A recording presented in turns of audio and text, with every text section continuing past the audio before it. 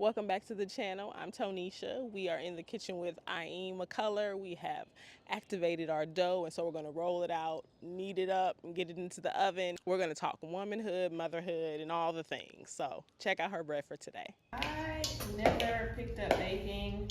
My mother is not a do something the same way twice type of person. Okay. So anything that I cook very well, in my opinion, is because I didn't like it from somewhere else. Okay. Probably my mom's version. Okay. Really? Your mama don't make good mac and cheese? Like, y'all, she makes the best mac and cheese. She makes a good mac and cheese. It's just not gonna be the same mac and cheese every time. Okay, that's good. It's gonna be a little inconsistent. Got it. Okay, so like we said, baking's a process. Cooking is, love and learning and all the things. So talk to me about that. About, you said you learned from things you didn't like. What else? Like, if there was something that everybody liked, but when I had it made, you gotta touch all that. You gotta get in there. All right. Okay. Trust in the process. Shoulda, coulda, woulda. Right? There's so many ways that we say, oh man, if I, like you said, your 3 a.m. musings, right? I shoulda, coulda, woulda. Yes. But what about it? So, when you live life in such a manner of doing the same thing over and over every day, because you have 3 little people and, they thrive on stability and structure. You very rarely find time to just kind of sit with yourself in the way that you would have if you were single or without people that rely on you. Right. So I don't often get a chance to just kind of sit and think or just be with my thoughts. I am always in my head, but I don't have time to kind of think about things just for my own benefit. I'm always in my head because I'm always planning or, having to put something together for my staff or plan something for my kids, whatever have you. So at 3 a.m., when I finally get some peace and quiet, that's when my brain likes to do, how did we get here? And, go through my entire life in one sitting. So, whatever happened that day will trigger any type of thought from, oh man, I really should have responded this way in this argument 15 years ago, to I wonder where that kid from 2nd grade is now that used to burp in class. Like, it's just ridiculous stuff. So I think that comparison is the thief of joy, and that seems like a random thought, but when you talk about shoulda, coulda, woulda, it's usually coming from a place of, oh, I wish I would have done this differently because then today would look different. Right. If I would have done this back then I would be in this other place now. When in actuality, those are lies that we tell ourselves to try to appease or justify, appease, reconcile where we are. Make it make sense. Yeah. When in every back in time or travel time movie you've ever seen, the premise is, it doesn't matter what you do different, you're going to end up in the same place. I believe that there are certain things that are destined to happen. Only certain things and not I don't want to talk about that right now. Okay. I was gonna say, I don't necessarily believe in predestination, neither. But I do believe that we are here for a specific reason. I think that life, all life is valuable. I believe that everyone can contribute to their environment in some way. I think that everyone does have a purpose. So, since we all have a purpose, regardless of the things that we do, regardless of where our lives have taken us, and regardless of where we are, whether you're in a prison cell or if you are the CEO of a Fortune 500 company, you are there for a reason. And I am more recently beginning to think that our reason for being here is for someone or for sure. humanity. Like I believe that our impact and our reason for being is for community and for humanity. Like I said, I think our reason for being is for the furtherance of more being. That sounds a little like existential, but I do think that we are our purpose is for relationships and other people. Yep. No. What's wrong? That's fine. All right. More smooth. Here. I don't know dough chemistry, so. Smells amazing. Okay, so last thing I wanted to talk about, working women. Yes. As I clean this space up. What it means to make a home. Especially in a day and age where women have to work, right? Like, I'm so anti-women working.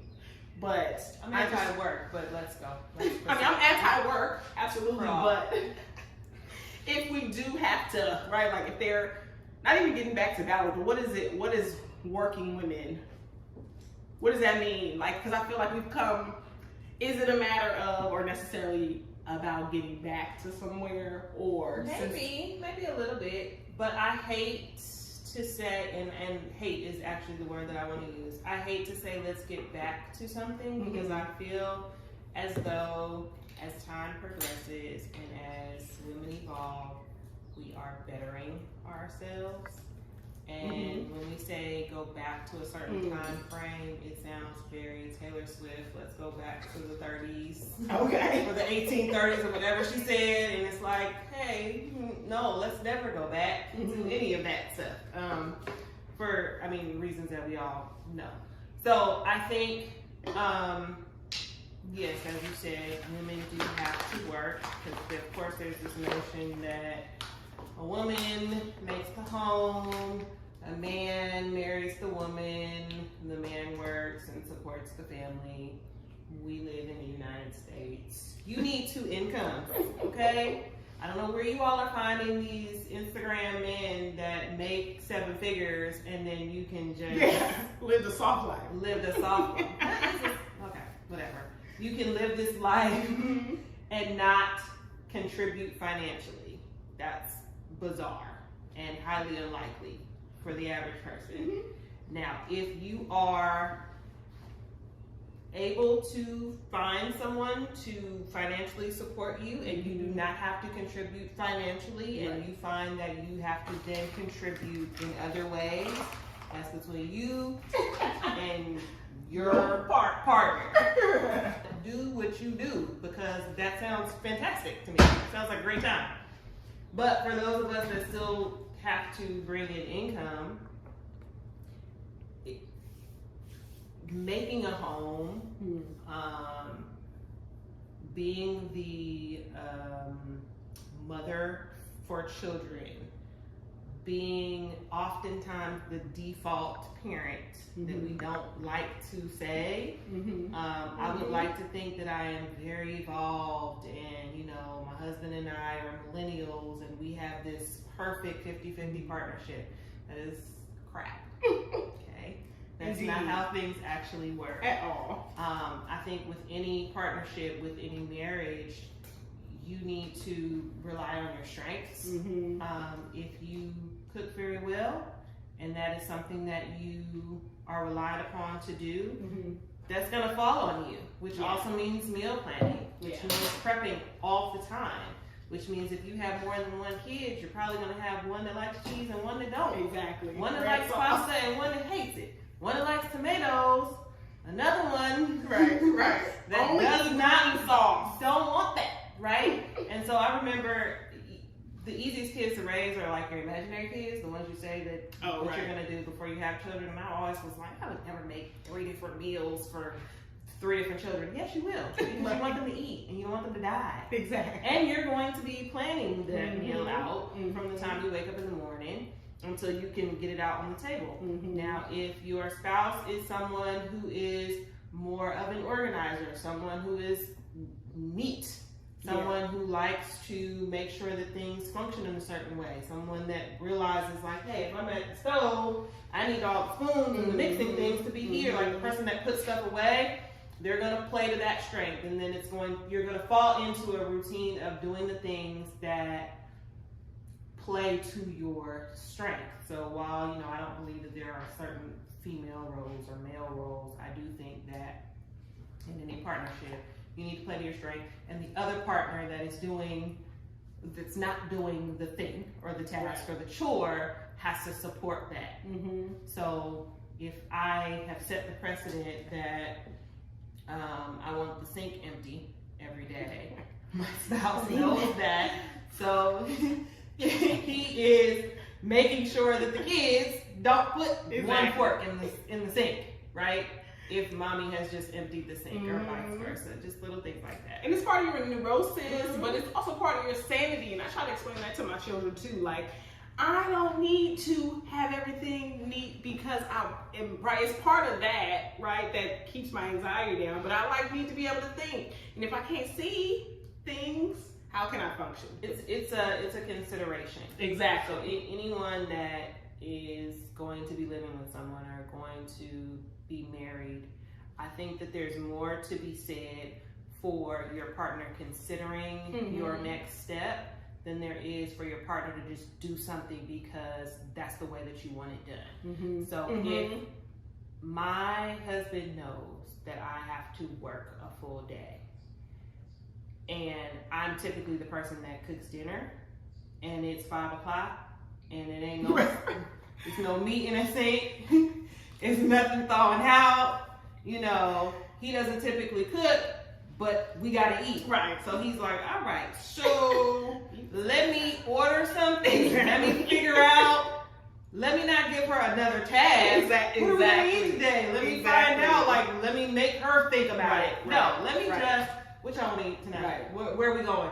Or perhaps she's had a very long day. She don't want to hear them anymore today. Let me just take them Exactly. out somewhere to go eat and bring her. Exactly. Oh, A meal. her meal. That's Things it. like that, consideration for what the next steps are in this day goes a long way. Yeah. And that just helps the daily flow. And I think too, that's all I was trying to elicit with the working women, right? Like we have so many, we hold so many spaces, like we were talking about the slashes. And so having someone always say, if you see the need, just meet the need, because I am a working woman, because I do have X, Y, and Z. And so for, women out there who just wonder what it's like to have to juggle all of those things. It is a challenge, but, partnerships matter, considerations matter, and all of those things. Some sort of a science project that's activated. Hey y'all, thanks for joining us for part 1 of our talk with Aim. We got to make some actual bread. I'll be posting highlights of that video. We talk shoulda, coulda, wouldas, and if you see the need, meet the need. Join us for part 2 soon. Peace.